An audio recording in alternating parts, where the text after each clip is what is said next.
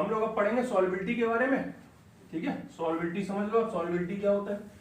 आपने पानी में कोई चीज डिजोल्व कर दी, शक्कर डाल दी, नींबू का रस डाल दिया, या कुछ भी XYZ, नमक डाल दिया या कुछ भी, है ना, तो वो चीज क्या कहलाती है, सॉल्युबिलिटी कहलाती है, ठीक है। देख लेना सही आ रहा कि नहीं, हाँ रिकॉर्ड करने में कोई दिक्कत नहीं, तो वो चीज कहलाती है सॉल्युबिलिटी। हम यहाँ पर क्या बात कर रहे हैं, हम ये बात कर रहे हैं, देखिए और चीजों की सॉल्युबिलिटी तो आपको पता है, हमें थोड़ी सी बात करनी है सॉलिड एंड सॉलिड सॉल्युबल, मतलब सॉलिड में अगर हम सॉलिड डाल रहे हो, ठीक है ना, बाकी तो आपको मालूम है वो 9 टाइप के सॉल्यूशन होते हैं, एक दिन मैंने पढ़ाया था ना, है ना, तो वही वाली बात है। यहाँ पर सॉलिड एंड सॉलिड सॉल्यूशन की बात करनी है, थोड़ा सा इसके बारे में सीखेंगे। तो ये दो टाइप के होते हैं, सॉलिड इन सॉलिड सॉल्यूशन। मैंने 9 टाइप के पूरे सॉल्यूशन पढ़ा दिए थे, ठीक है ना, तो उसमें कुछ नई बात नहीं है। 9 टाइप याद है ना, सॉलिड में liquid, solid liquid gas, liquid में सॉलिड लिक्विड गैस, और गैस में उसमें 8 होते हैं, मैंने लिख रखा था, और एक वाला एयर चलता है। अब सॉलिड इन सॉलिड में क्या होता है, पहला समझो, पहला ये होता है कि जो सॉलिड है वो सब्स्टिट्यूशनल सॉलिड सॉल्यूशन बनाता है, सब्स्टिट्यूशनल सॉलिड सॉल्यूशन। सब्स्टिट्यूट का मतलब क्या होता है,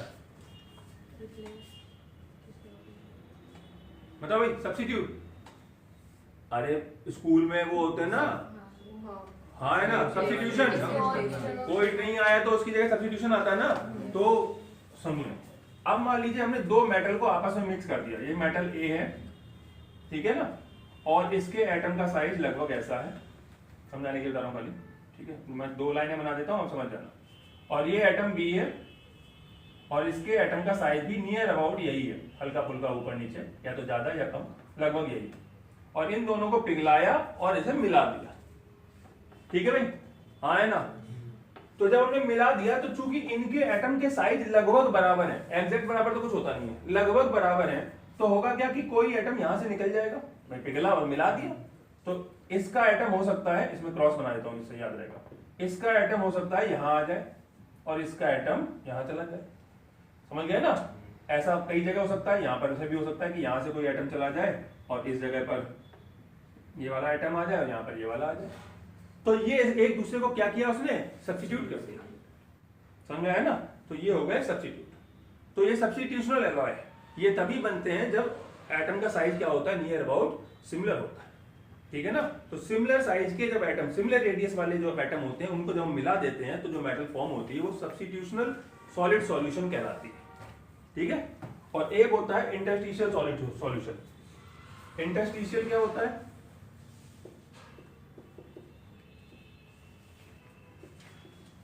इंटरस्टिशियल सॉलिड सॉल्यूशन, इसमें क्या होता है, पहले ही समझो, एटम के बीच में ये जो जगह होती है ना, ये वाली भाई, 4 गोले तुम कितने भी पास ले आओ, ऐसा तो रहने की जगह नहीं बचेगी, ये वॉइड तो बचेगा ना, ये इंटरस्टिशियल साइड कहलाती है, या इसे हम वॉइड बोलते हैं, ठीक है। अब मान लो ये एटम कोई है, सपोज आयरन का है एटम, ऐसे ऐसे, इसमें मैंने कार्बन मिला दिया। अब कार्बन होता है बहुत छोटा, आयरन 26, कार्बन 6, तो कार्बन है बहुत छोटा, तो वो इस जगह घुस जाएगा, कहां पर, इंटरस्टिशियल साइड पर। सब्स्टिट्यूट नहीं कर सकता, क्यों, क्योंकि अगर इतना बड़ा एटम हट गया और यहाँ पे एक छोटा सा लगेगा तो वो तो बाहर निकल जाएगा, फिट ही नहीं होगा, समझ गए ना। देखिए आप एक चैप्टर हटा दिया गया तुम्हारे कोर्स से, सॉलिड, है ना, तो पहले ये सब पढ़ाया जाता था, इस तरीके का लैटिस होता था, ठीक है, ये लैटिस होते थे इस तरीके से, तो ये सब मतलब ये सब जुड़े हुए होते थे, ये ऐसा लैटिस होता था। अब ये जगह मैंने हटा दी, ठीक है ना, और ये सब आप ऐसा एक बनाया, ऐसा बहुत सारे बने होंगे, बहुत सारे 3D में बने होते हैं, एक एटम के अक्रॉस 8 होंगे, ठीक है ना, तो बिल्कुल घिरा हुआ होगा, पैक, ऊपर नीचे दाएं बाएं आगे पीछे चारों तरफ से घिरा हुआ, 8 जगह से टच हो रहा होगा एक दूसरे से, ये एटम 8 जगह कॉर्नर को टच करता है, ठीक है ना। तो अब मैंने इसको हटाया और इसकी जगह छोटा सा लगा दूं, तो छोटा तो बाहर निकल जाएगा भाई, समझ में आया। तो सब्स्टिट्यूशनल हमेशा तभी बनता है जब एटम का साइज नियर अबाउट सिमिलर होगा। अगर डिसिमिलर होगा, है ना, या बहुत छोटा या बहुत बड़ा होगा तो फिट नहीं होगा, और छोटा होगा तो वो स्लिप कर जाएगा।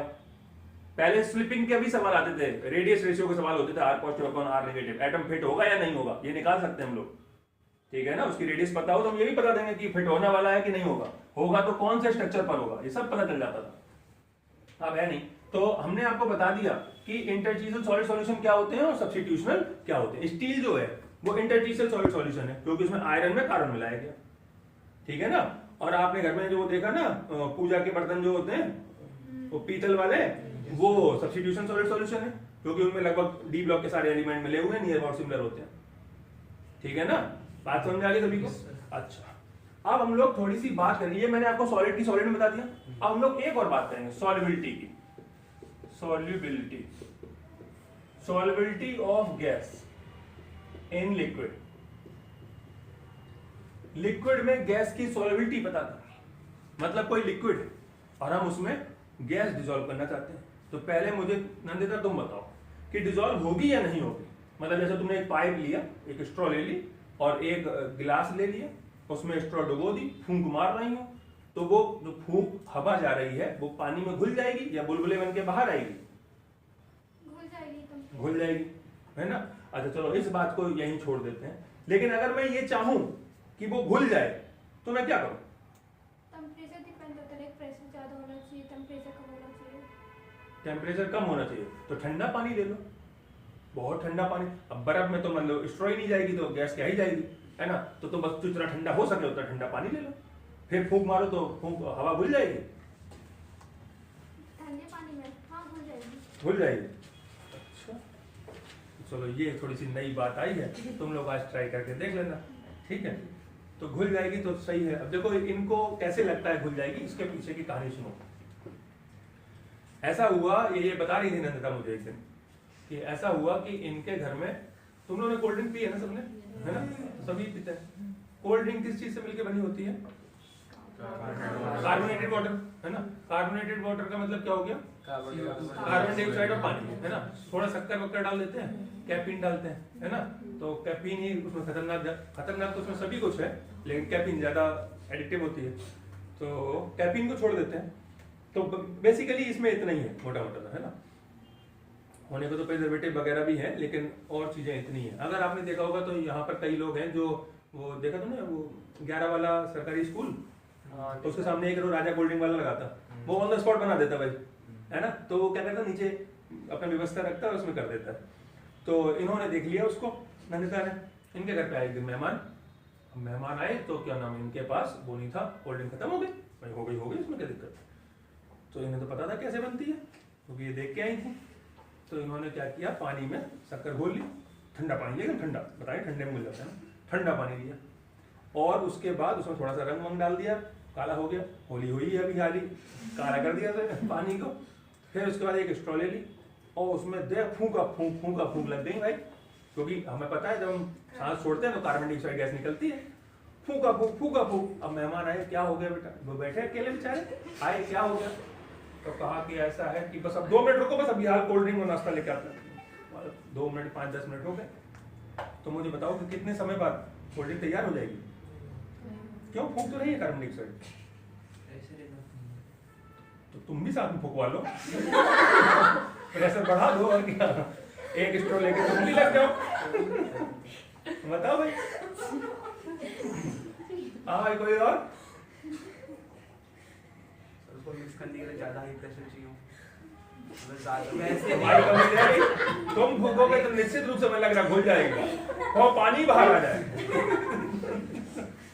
देखो भाई सुनो, बात इनकी सही है, ठीक है ना। देखो बात यही है, हम पढ़ रहे हैं सॉल्युबिलिटी किस चीजों पे डिपेंड कर रही है। तो पहला नेचर ऑफ गैस पर, नेचर ऑफ गैस पर। जैसे ऑक्सीजन गैस, पानी में बस हवा चली, पानी को टच किया, ऑक्सीजन डिसॉल्व हो गई, इतना आसानी से डिसॉल्व होती है। तभी तो तालाब में मछलियां या नदी में मछलियां हैं, क्योंकि ऑक्सीजन उसमें डिसॉल्व होती है।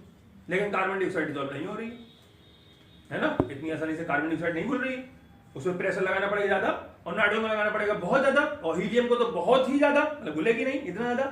तो इसका मतलब है हर गैस का अपना अपना नेचर है, वो घुलेगी या नहीं घुलेगी वो गैस के नेचर पे डिपेंड करता है, ठीक है, पहला।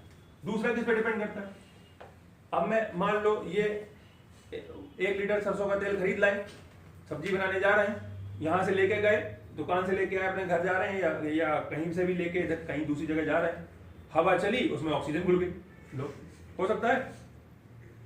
हो सकता है क्या? नहीं, नहीं हो सकता ना। क्यों? क्योंकि गैस के नेचर, भाई ऑक्सीजन जल्दी घुलती है, ये बात सही है, लेकिन इसका मतलब ये थोड़ा किसी में भी घुल जाती है। बात समझ आई ना? तो इसका मतलब है ये किसका डिपेंड कर रहा है? नेचर ऑफ सॉल्यूट पर, सॉल्वेंट पर। बात क्लियर है ना? अच्छा, तीसरा किस पर डिपेंड कर रहा है? जो इन्होंने सही बात बोली थी, एक ही बात, टेम्परेचर पर। अगर पानी खुद ही, तुम कभी गर्म कोल्ड ड्रिंक पीते हो? क्यों नहीं पीते? नहीं, अच्छी तो नहीं लगती, तो क्यों नहीं अच्छी लग रही? चाय, तो चाय ठंडी पीते हो? नहीं, गर्म पीता हूं। तो फिर चाय कैसे गर्म अच्छी लगती है? मैं ब्रेड डालना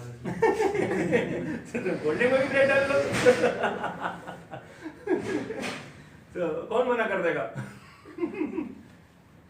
तो भाई बात ये है कि अगर हम कोल्ड ड्रिंक को गर्म कर देंगे तो जो पानी है वो तो इवेपोरेट हो गई होगा, साथ में उसमें जो गैस है, कौन सी? कार्बन डाइऑक्साइड गैस, वो भी तो उड़ जाएगी। फिर बचेगी क्या? फिर तो पानी और शक्कर बची, उसमें कैफीन बची, खत्म। तो उसका तो कोई स्वाद ही नहीं बनेगा। पानी शक्कर मतलब शरबत बचा खाली। आप कोल्ड ड्रिंक लीजिए, बढ़िया एकदम नई लेके आइए, एक थाली लो, उसमें कोल्ड ड्रिंक पलट दो और 15-20 मिनट धूप में रखा रहने दो। उसके बाद उसे फिर दोबारा बोतल में डालो, फिर बंद करो, ठीक है, और फ्रिज में रख दो और खूब ठंडा कर लो और पियो। उसमें कोई स्वाद नहीं बचा, वो सिर्फ पानी और शक्कर बचा, कुछ नहीं। क्योंकि कार्बन डाइऑक्साइड उड़ेगी, स्वाद जो आपको उसमें जो स्वाद लग रहा है, या जो स्वाद तो उसमें कुछ होता ही नहीं, लेकिन जो भी आपको उसमें अच्छा लगता है वो बेसिकली कार्बन डाइऑक्साइड की वजह से लग रहा है। तो जितना ठंडा होगा मॉलिक्यूल उसके पानी के उतने ही पास होंगे, तो कार्बन डाइऑक्साइड वहां पे फंसी रहेगी। जैसे गर्म होगा मॉलिक्यूल दूर होंगे, कार्बन डाइऑक्साइड गैस उड़ जाएगी। समझ में आया? इसलिए लो टेम्परेचर फेवरेबल है। बात समझ आई ना? हाँ, तो यहां पर एक बात आ गई टेम्परेचर की, ठीक है। और अगली बात क्या है? वो है प्रेशर की। प्रेशर की बात कैसे होगी? आपने पेप्सी पी है, थम्स अप भी पी होगी। पेप्सी और थम्स अप में क्या डिफरेंस है? थम्स अप थोड़ी ज्यादा अच्छी लगती है, सही बात है। अगर आप मतलब बेकार बेकार से पीते तो बात अलग है, नहीं तो थम्स अप थोड़ी ज्यादा हार्ड है ना, और पेप्सी कंपैरेटिवली सॉफ्ट होती है। इसका मतलब टेक्निकली ये है कि हाँ, कार्बन डाइऑक्साइड की मात्रा थम्स अप में ज्यादा है, ठीक है ना। पीएच स्केल पे थम्स अप की वैल्यू मतलब लोअर साइड जाएगी, ज्यादा अच्छा एसिड बना होगा उसमें, ठीक है ना। और पेप्सी कंपैरेटिवली सेफ साइड है, और उसमें लेकिन क्या है, उसमें स्वाद नहीं आ रहा क्योंकि उसमें कार्बन डाइऑक्साइड की वैल्यू कम है। अब वैल्यू कम क्यों है? उन्होंने कम प्रेशर लगाया तो कम घुली, उन्होंने ज्यादा प्रेशर लगाया ज्यादा घुल गई। बात समझ आ गई ना? तो किसी भी गैस की सॉल्युबिलिटी इन 4 फैक्टरों पर डिपेंड करती है। बोलो, बात क्लियर होगी? इसमें कोई बहुत बड़ी बात नहीं है, ठीक है। ये नोट्स पे अपडेट नहीं है क्योंकि ये बहुत जनरल बात है, हम लोग आगे पढ़ते पढ़ते ये बात हमारे मन में बिल्कुल सेट हो जाएगी, लगभग हम हर टॉपिक को कवर करेंगे आगे। तो मैंने इसको नोट्स पे नहीं लिखा है, ठीक है ना। नोट्स में मैंने मैक्सिमम क्वेश्चन आंसर डाले हैं जिससे आपको न्यूमेरिकल खूब सारा लगाने को मिले। क्लियर? इसको हटा दूं? कुछ समझने वाली ज्यादा विशेष बात नहीं है भाई। आप जिस चीज को डाल रहे हो, जो 2 चीजें मिला रहे हो, उन दोनों के नेचर पर, टेम्परेचर और प्रेशर पर, 4 चीजों पर डिपेंड करता है, ठीक है। हटाओ उसको। चलो, अब एक और बात बताओ मुझे भैया जी, इतनी बात क्लियर हो गई? हाँ भाई नंदिता, तो कल परसों जब तुम खूब फूंक लो और कोल्ड ड्रिंक तैयार हो जाए तो ले आना भाई, है कि नहीं? तुम में से कोई उधर गया है पहाड़ों पे? नहीं, ये दिल्ली का कूड़ा वाला पहाड़ नहीं बोल रहा हूँ, यहाँ कौवा उड़ाने गई हो तुम, यहाँ की बात नहीं कर रहे हैं। तुम तो पहाड़ों के ही हो। क्यों पहाड़ों को? हमें क्या पता यार क्यों हो, ये तो तुम्हें पता होगा क्यों हो। अरे नहीं, पहाड़ों में। अच्छा, इन्होंने कहा था एक दिन उत्तराखंड के हम। नहीं, मैं नहीं हूँ। अच्छा, कौन है तुम में से उत्तराखंड का? अच्छा, तुम दोनों लोग हो, तुम भी हो? अच्छा, तो भैया जी मुझे एक बात बताओ, मैंने ऐसा सुना है, हो सकता है गलत भी सुना हो, तुमने सुना हो तो तुम बताना, कि पहाड़ों पे ऑक्सीजन कम होती है, मतलब बहुत ऊपर चल, बहुत। अब ये नहीं कि तुम बालू का ढेर चढ़ पड़ा है, एक ट्रैक्टर ने बालू का ढेर पलट दिया, तुम उस पर खड़े हो गए, सांस नहीं आ रही भैया। इतने छोटे पहाड़ की बात नहीं कर रहा हूँ। अगर तुम ऊंचे कहीं चले गए तो उस पर ऑक्सीजन कम होती है, ऐसी बात होती क्या है? पक्की बात? क्यों होती है? प्रेशर ज़्यादा लगता है आसमान के पास प्रेशर कम। अरे तुम प्रेशर बाहर निकालो भैया, तुम यार हद ही होगी, हर चीज में प्रेशर लगाए जाएंगे, पागल पगला गई तुम, तो बुद्धि खराब हुई तुम्हारी। तुम बता बेटा, ऊपर हवा थोड़ी पतली हो जाती है ना। ऊपर हवा पतली हो जाती है? ऐसे ही बोलते हैं, क्या कहते हैं वो- पतली? वो टूर गाइड तो ऐसे ही होता है। तो अगर मैं मान लो एक सुरंग हो नीचे की तरफ अंदर गहरी, सुनो तो, ये तो आप उससे बोलो जिससे मुझे बताया है। और अगर मैं उस सुरंग में नीचे की तरफ जाऊं तो हवा मोटी हो जाएगी, और कहीं ज्यादा नीचे चलेगा तो नाक में घुसेगी नहीं, बहुत ज्यादा मोटी हो गई। ले, सर हम जब गए थे तो पतली कैसे हो जाती है? सर वो पढ़ा लिखा नहीं होगा। अब जो कुछ भी है, चलो पीछे तुम बताओ, तुम लोग क्या कहना है?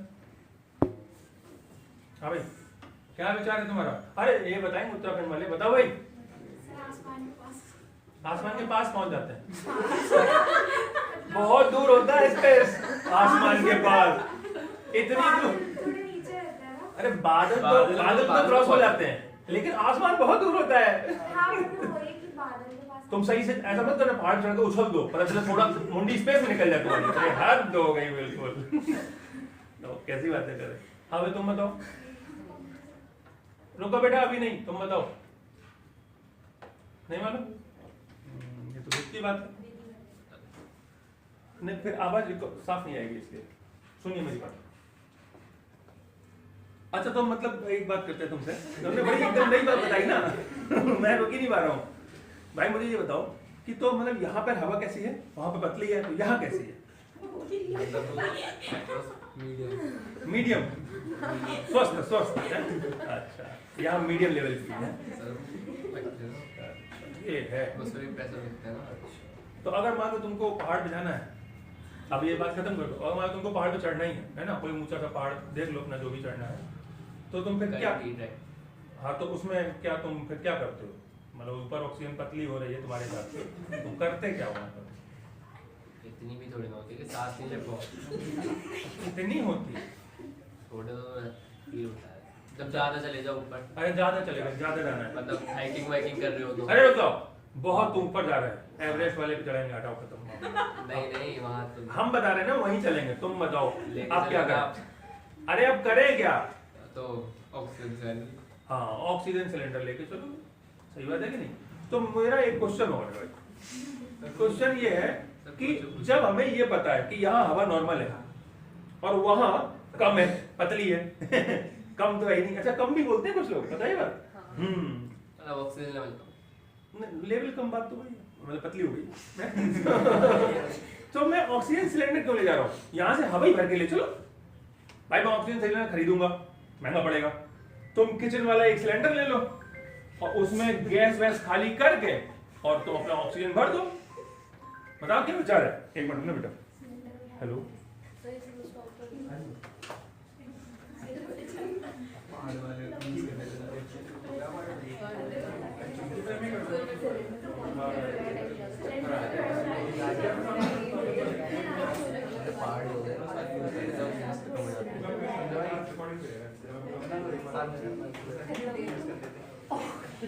हाँ अरे तुम अपना हंसने लगे यार, गलत बात है। अब सुनो मेरी बात। इसके बाद तो सुनो। क्या बताओ? बोला। हाँ बोल भाई। मैंने क्या बोला? अरे बोलो। कह रहे जब पार्टी होती है ना वो सारी ऑक्सीजन यूज कर लेते हैं। पहाड़ी तो सारी ऑक्सीजन ले लेते हैं। वाह। तो तुम उन्हें नीचे उतार के उनकी निकाल लिया करो ऑक्सीजन। ये नई कहानी बता रहा है, देखो भाई। तो भाई कहने का मतलब ये है, हाँ तुम सुनो ना, लक्ष्य को ही लेते हैं। आप देखो भाई ये है। अच्छा तुम्हें पहले यार एक दो बातें और बतानी पड़ेंगी, ठीक है? पहले ये समझते हैं कि हेनरी ने क्या बोला, ठीक है भाई? हेनरी कौन थे, क्या बोला इन्होंने तुमको? जैसे सपोज ये एक पिस्टन है, अभी मैं पिस्टन बनाता हूँ, ये ठीक है, और यहाँ पर पानी भरा हुआ है और यहाँ पे क्या है, गैस है, ठीक है? अब इस पिस्टन को मैंने नीचे कर दिया यहाँ तक, ए पॉइंट तक, तो ये सारी गैस कहाँ से ली गई? नीचे कहाँ?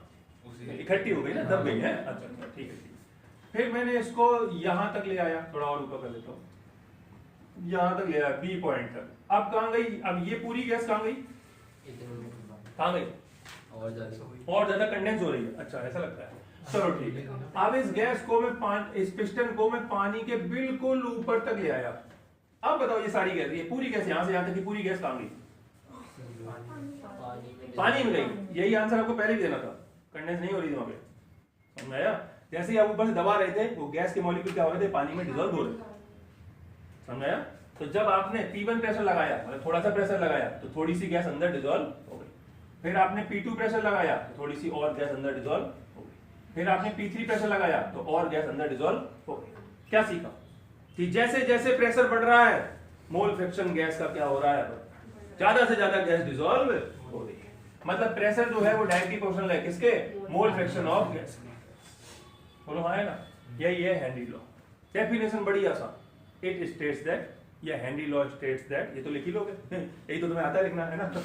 Pressure is directly proportional to the mole fraction of the gas, खत्म। ठीक है, कितना आसान। प्रोपोर्शनलिटी साइन हटाएंगे तो कांस्टेंट लगाते हैं, P equal to KH gas. ठीक है भाई, अब देखो ध्यान से, जब मैंने कहा था ना कि न्यूमेरिकल में अगर तुमने मोल फ्रैक्शन मोलरिटी सीख लिया तो भाई साहब न्यूमेरिकल आ जाएंगे। देखो अब बताओ, मुझे प्रेशर निकालना है, मोल फ्रैक्शन निकालना आता है, KH हेनरी कांस्टेंट है जो कि आपको गिवन होगा क्योंकि सभी के लिए अलग अलग होता है। तो मुझे सिर्फ इतना समझा दो कि ये सवाल आखिर क्यों नहीं हो पाएगा, कोई लॉजिक बन रहा है इस बात का? बस यही मैंने आपको समझाना चाहा। इसलिए मोलरिटी और मोल फ्रैक्शन के बहुत सारे सवाल लगाने हैं और उन पर पकड़ मजबूत करनी है, ये तो अपने आप आ जाएंगे, इनमें कुछ है ही नहीं, वो क्लियर है अपने आप क्लियर। इस सवाल में बताइए मैं आपको क्या सिखाऊं? मोल फ्रैक्शन आता है, KH की वैल्यू गिवन, हमेशा गिवन ही होगी, या तो KH नहीं गिवन होगा तो प्रेशर गिवन होगा, KH निकालने के लिए होगा। भाई ये दो फैक्टर हैं, ये मैं निकालना आता है मुझे। अब ये दो बचे, इनमें से एक पूछोगे, एक दो गई, सवाल हो गया। कोई डाउट बचा सवाल में बताइए? खेल समझ में आ रहा है ना? इसलिए मैं आपसे बार बार कह रहा हूं, मोलरिटी और मोल फ्रैक्शन, इन पे कमांड बढ़िया, ये चैप्टर खत्म। इसीलिए मैंने उस टॉपिक को पढ़ाने के लिए 3 दिन खर्च कर दिए, तीसरा दिन चल रहा है, नहीं तो वो एक दिन का टॉपिक भी नहीं है, पुराना टॉपिक है वो। बात क्लियर है ना? ठीक, अब ये बात ध्यान रखिएगा, ठीक है? इसको अभी मैं हटा रहा हूं। ये है हेनरी लॉ। कभी कभी 2 नंबर में क्वेश्चन आता है, define Henry law, right its application. इसके एप्लीकेशन के बारे में खूब पूछा गया, ठीक है ना? तो इसके एप्लीकेशन में अभी तुम्हें सिखा देता हूं और तुम पट्ट से अपना याद कर लो, ठीक है ना? हाँ, देखो मान लो ये अर्थ है बेटा? हाँ, जितनी भी इंपॉर्टेंट चीजें वो सारी मैंने लिख दी, ठीक है ना? मैं आपको थोड़ा थोड़ा ही काम दे रहा हूं, इतना नहीं दे रहा हूं कि आप कर ना पाओ, लेकिन न्यूमेरिकल वाला सेक्शन वो आपको घसीटना पड़ेगा, उसमें ज्यादा न्यूमेरिकल लगाना है। समझ में आया? मुझे क्या है, नोट्स को कम कर दो, मेरा कुछ जा रहा है उसमें? कुछ नहीं। देखिए ये है पहाड़ एक, ठीक है, ये पहाड़ हो गया, ये अर्थ हो गई, ये आपका पहाड़ हो गया इधर, और इधर मान लो समुद्र हो गया, ठीक है, यहाँ समुद्र, और ये है लक्ष्य बाबू, ठीक है। ये लक्ष्य ने पहाड़ पे चढ़ने का सोच लिया है कि हम पहाड़ पे चढ़ेंगे, ठीक है। और ये तो एक कंजूस होता है और एक महाकंजूस होता है, और ये उससे भी थोड़ा 2 कदम आगे है, ठीक है, हाँ, गजब ही कंजूस है। तो भाई इन्होंने क्या किया, अपने घर से गैस का सिलेंडर लिया, खाली पड़ा था एक सिलेंडर, उसका वो ढक्कन पक्कन जैसे भी खोला, अपना पता नहीं कैसे खोला, गैस तो थी नहीं उसमें, वो खुल गया आराम से। खोलने के बाद उसमें ऑक्सीजन गैस भर दी, मतलब ऑक्सीजन नहीं सॉरी, उसमें ये हवा दी, हवा भर ली। भाई हम यहाँ सांस ले रहे हैं ना, अगर मैं इस हवा को अपने साथ लेके जाऊं तो एवरेस्ट पे जाके सांस लेने में क्या दिक्कत है? अब तो हवा पतली नहीं होगी ना, तो प्रेशर लग गया। अरे अब तो बांध के ले जा रहे हैं ना साथ में, बात तो सेम। अरे तो अभी पतली हो गई, ले भैया ये कैसे हो गई, फिर मोटी कैसे हो पाएगी? रुक जा, प्रेशर डिफरेंस क्रिएट नहीं होगा उसमें, प्रेशर आज आप उसमें वो लेके ये तो बंद कर दिया, सिलेंडर है, बंद है भाई। आप एलपीजी सिलेंडर लेके आए, मान लो सिलेंडर गैस वाला, तो उसमें से गैस निकलती थोड़ा तो बंद कर दो, बंद हो जाएगी, खोलोगे तो निकलेगी, ठीक है। और वो ये देखें अपना, ये ले जा रहे हैं, हमसे क्यों पूछ रहे हो? तो भैया जी इनने एक सिलेंडर ये यहाँ बांध दिया भाई, इसके लिए दोस्तों सिलेंडर ही होता है? इसके लिए तो सिलेंडर ही होता है। अरे बहुत ताकत है इसमें, बांध दिया, पाइप लगा दिया भाई, ठीक है, रुक जा, और चले तो थोड़ी दूर चढ़े, ठीक है। और सिलेंडर देखो 14-15 किलो उसमें गैस आती है, और 10-15 किलो का वो भी होता है, 25-30 किलो का व्यवस्था हो गई। थोड़ी दूर चढ़ने के बाद ये चढ़ रहे हैं,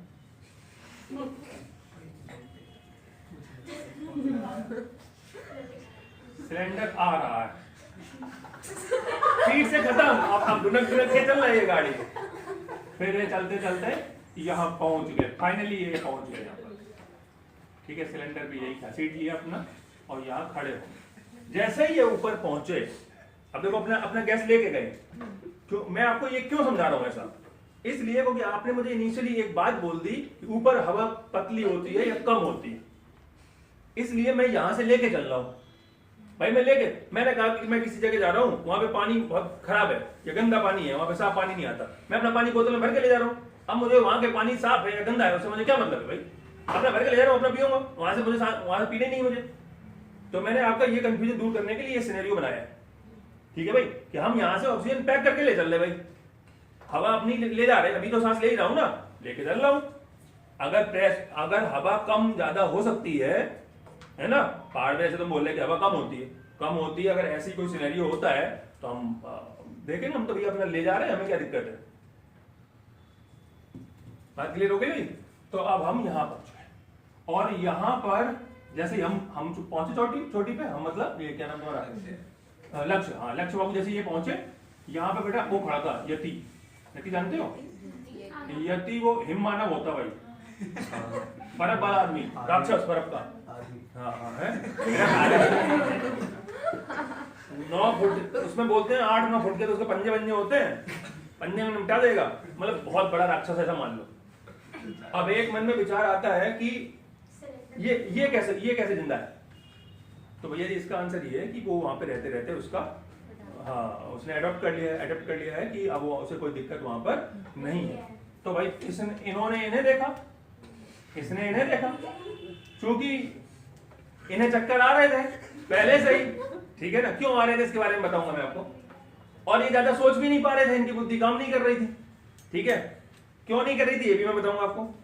और थोड़ा बहुत इसे देखने के बाद काम करना बंद कर दी, ठीक है भाई, लेकिन इसकी बुद्धि बिल्कुल सही काम कर रही थी और इसे पता था अब क्या करना है। तो इसने क्या किया, इनको ऐसे उठा लिया, ऐसे छोटे बच्चे उठाते हैं ऐसे हाथ लगाकर, वैसे इसने इनको उठा दिया ऐसे, ये हाथ इनके और ऐसे उठा दिया, ठीक है भाई, ठीक है? ऐसे उठा लिया, ऐसे गोदी नहीं लेते छोटे बच्चे को, वैसे उठा लिया, सिलेंडर उछल गया। अब वो इतना बड़ा सिलेंडर कोई वजह नहीं उसके सामने। अब भाई उसने उठाया, इन्होंने नहाया नहीं था, मतलब 10 कौन से 5-6 होली पहले नहाया था। तो जैसा ही इसने ऐसे किया, भाई इतनी बदबू उड़ी, इसे चक्कर आने लगे उल्टा। तो इसने कहा साहब यहां से गिरे तो मर ही जाएंगे, तुरंत इन्हें फेंक दिया भाई साहब। हाँ, तुरंत इन्हें फेंक दिया। सुनो, अब ये जा रहे हैं, ठीक है? सिलेंडर आ रहा है भाई, सिलेंडर नहीं छूटेगा, ये जा रहा है, सिलेंडर आ रहा है, ठीक है? अब इन्होंने सोचा, इसको थोड़ा सीधा कर देता हूँ, समझाने के लिए सीधा कर रहा हूँ, ठीक है? इन्होंने सोचा यहाँ पर एक पहाड़ है, वो सॉरी समुद्र है, ठीक है? ये समुद्र है, तो समुद्र में क्या होता है, लहरें आती हैं जाती हैं, तो इन्होंने लगा कि अब नहाया भी नहीं है इतने दिनों से और जा भी उसी रास्ते में रहे हैं, तो एक काम करते हैं, यहाँ जाके थोड़ा नहा लेंगे, तैर वैर लेंगे, और समुद्र में मोती मिल जाता है, सिलेंडर था ही, गोता लगा के मोती निकाल लेंगे, है ना? तो ये इन्होंने सोचा यहाँ कूदेंगे, यहाँ नहा लेंगे और फिर अपना गोता लगा देंगे। तो जैसे ये गिरने वाले हुए, यहाँ पर लहर पीछे चली गई, तो आग, तो ये रेत में गिरे, झप से छप गए, ऊपर सिलेंडर गिरा अंदर दब गए बेचारे अंदर। फिर थोड़ी देर बाद भाई उठ गए, बाहर निकले, फिर न कहा यार तो बहुत हो गया, अब तो मोती तो लेके ही आएंगे। तो इन्होंने क्या किया, ये बात में समझेंगे। पहले हमें ये समझना है कि यहाँ जो मसला हुआ है वो क्यों हुआ है, ठीक है? अब देखो जी, जब ये मान लो ये एटमॉस्फेयर है, ठीक है ना, मतलब अपर लेयर है, यहां से ऊपर स्पेस है सीधा, ठीक है? यहां से यहां तक की हाइट कितनी है, तो P = H ρ G है, और H हाइट का फॉर्मूला, H हाइट होता है और फॉर्मूला आप जानते हो, P = H होता है, ρ और G फिक्स ही है, तो हाइट जितना चेंज होगी उसी हिसाब से प्रेशर बढ़ेगा। तो यहाँ पर प्रेशर जो भी लग रहा है उसमें ये गैस आराम से डिसॉल्व हो रही है। अब जरा इसकी कहानी समझ लेते हैं, फिर आगे बढ़ेंगे, ठीक है? जब मैं सांस लेता हूं तो एल्वलाई एक एल्वुलर सैक होता है, 10th में पढ़ा था आपने, उसमें एक एल्वुलाई होता है, मैं सिंगल बना रहा हूँ, एल्वुलाई होगा। इसके चारों तरफ कैपिलरीज होती हैं बहुत सारी, है ना, ब्लड कैपिलरीज है। मैं समझाने के लिए आपको ये बना रहा हूँ कि जैसे ये एक एल्वुलाई है और यहाँ पे कोई एक ब्लड कैपिलरीज को टच कर रही है, तो यहाँ पर CO2 गैस है ब्लड में और हवा सांस ली है तो यहाँ पर ऑक्सीजन गैस है। तो ऑक्सीजन यहाँ पर ज्यादा और यहाँ पर कम है, तो हाई से लो हमेशा मूवमेंट होता है, तो ये मूवमेंट यहाँ हो गया। और कार्बन डाइऑक्साइड यहाँ ज्यादा है और यहाँ कम है, तो ये मूवमेंट यहाँ हो गया। और इस मूवमेंट को करवाने के लिए एक निश्चित प्रेशर चाहिए, वो प्रेशर ये है, जैसे ये है एटमॉस्फेरिक प्रेशर, एटमॉस्फेरिक प्रेशर।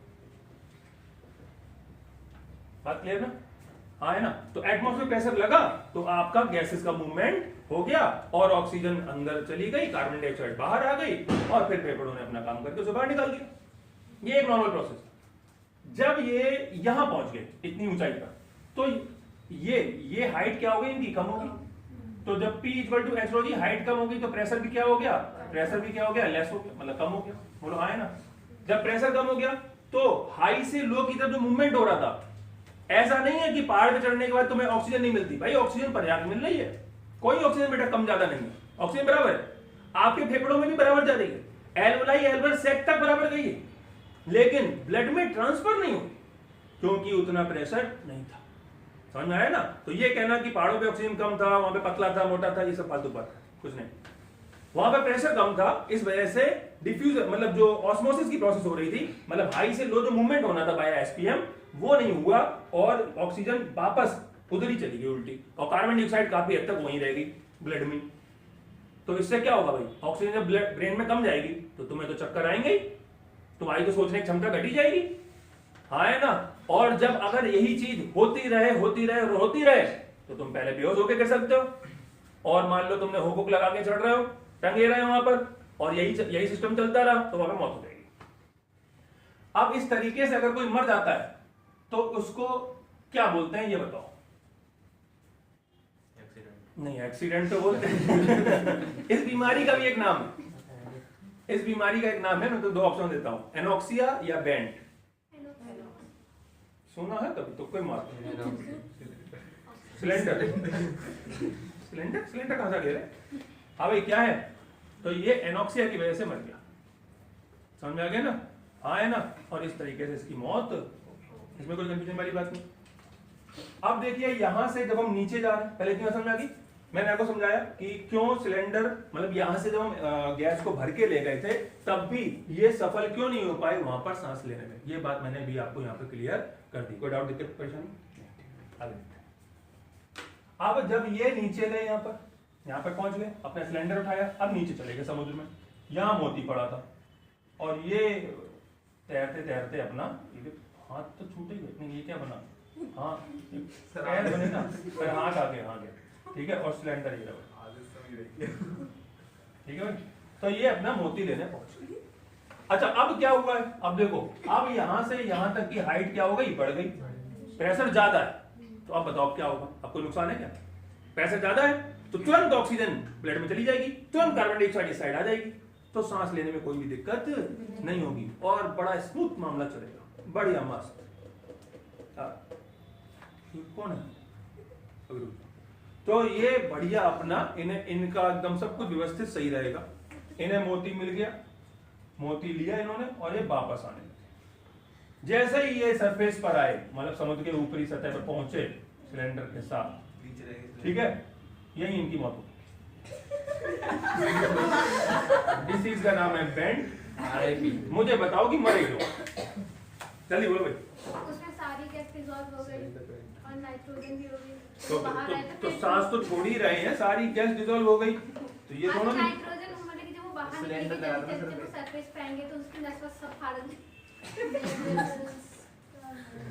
मतलब वो बबल्स की फॉर्म में निकलेगी गैस, तो ब्लड वेसल्स के साथ। हाँ, आज देखो बात करते हैं, बात तो ठीक आ रही है।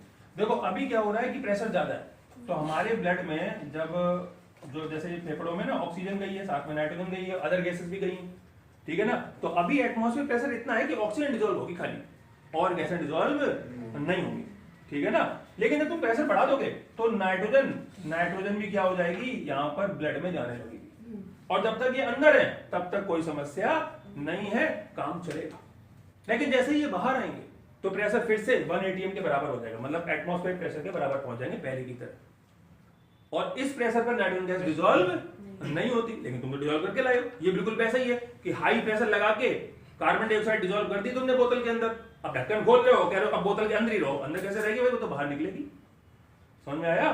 क्योंकि भाई आपने जब तक बोतल को, कोल्ड ड्रिंक की बोतल को बंद कर रखा है, तब तक उसके अंदर प्रेशर ज्यादा है, ढक्कन खोल दिया, प्रेशर कम हो गया, कम होते ही गैस क्या होगी, बाहर निकलेगी। तो उसी तरीके से जैसे ही ये यहां पर आई और प्रेशर फिर से 1 atm के बराबर हुआ, तो जो नाइट्रोजन गैस इसके अंदर डिसॉल्व थी वो क्या हो रही है, अब फिर से बाहर निकलने का प्रयास करेगी।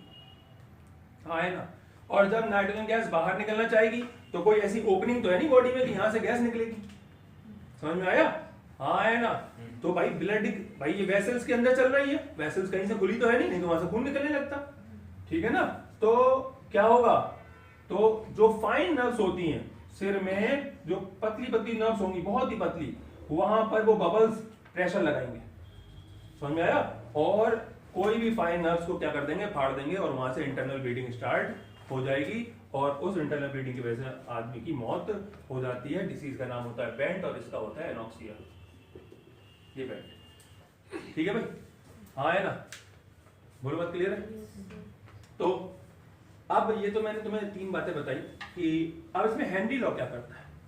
हेनरी लॉ हमें ये बताता है कि हम इतने ऊंचे पहाड़ पे जा रहे हैं, इतना प्रेशर कम हो जाएगा, तो इतना मान लो जैसे इस ऑक्सीजन में यहाँ पर 22% ऑक्सीजन है और 1 atm का प्रेशर है, और ये 22% समझाने के लिए 22 बोलती है, 22 होती नहीं है, तो 22 से पूरी की पूरी डिसॉल्व हो रही है। अब मैं ऊपर चला गया तो यहाँ पर प्रेशर कितना, 1 atm की जगह आधा atm रह गया। कितना रह गया? Half atm। ठीक है ना? और तो ये 22 की कितनी डिसॉल्व होगी? 11% लगभग, समझाने के लिए बता रहा हूं।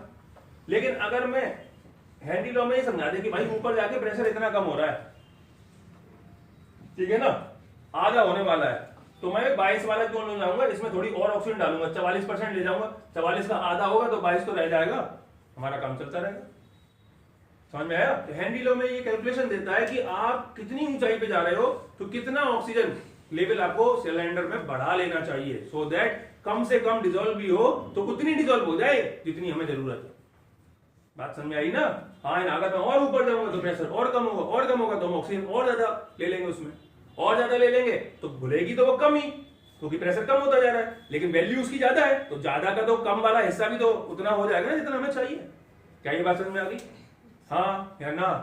बात ऊपर से निकल गई तो अभी बताओ, पक्का क्लियर है ना? बोले ठीक है। अब जब हम इधर लौटे इस साइड समुद्र में, तो हेनरी लॉ क्या कहेगा, वो कहता है भैया जी तुम इतनी गहराई पे जा रहे हो, प्रेशर इतना बढ़ जाएगा, नाइट्रोजन गैस डिसॉल्व हो सकती है, तुम ये गैस ही निकाल लो, इस गैस का लेवल कम कर लो और इसकी जगह हीलियम गैस डाल दो।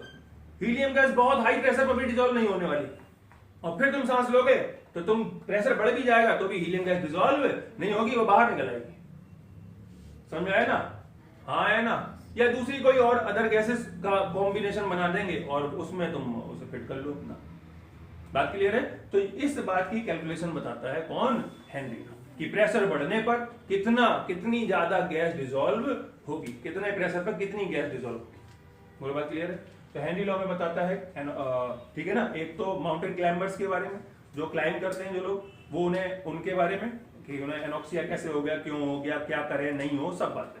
और जो स्कूबा डाइविंग करते हैं उनके बारे में, तो एक एप्लीकेशन हो गया फॉर माउंटेन क्लाइंबर्स, दूसरा हो गया स्कूबा डाइवर्स, और तीसरा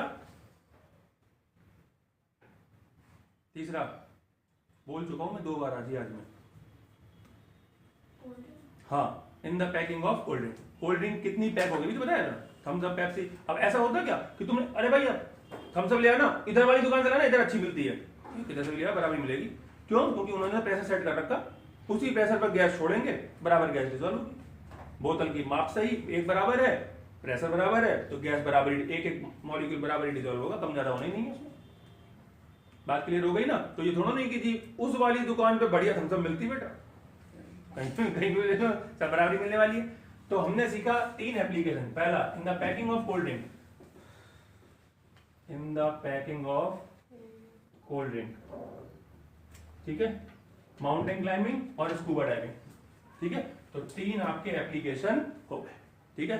अगर तुमने एक ऐड देखा होगा 2 तीन दोस्त होते हैं, वो साइकिल लेके जाते हैं, पहाड़ पे चढ़ जाते हैं, वहां पर माउंटेन ड्यू पीते हैं, फिर वो पहाड़ से कूदते हैं और एक नदी में निकलते हैं, देखा है? उसमें से एक साइड चल नहीं पाता है, ऐसा ऐसा कुछ होता है उसका मसला। माउंटेन ड्यू का है, ठीक है? नहीं देखा तुम कुछ ध्यान से देखते ही नहीं। तो इस एड में तीनों बातें पकड़ में आ रही हैं।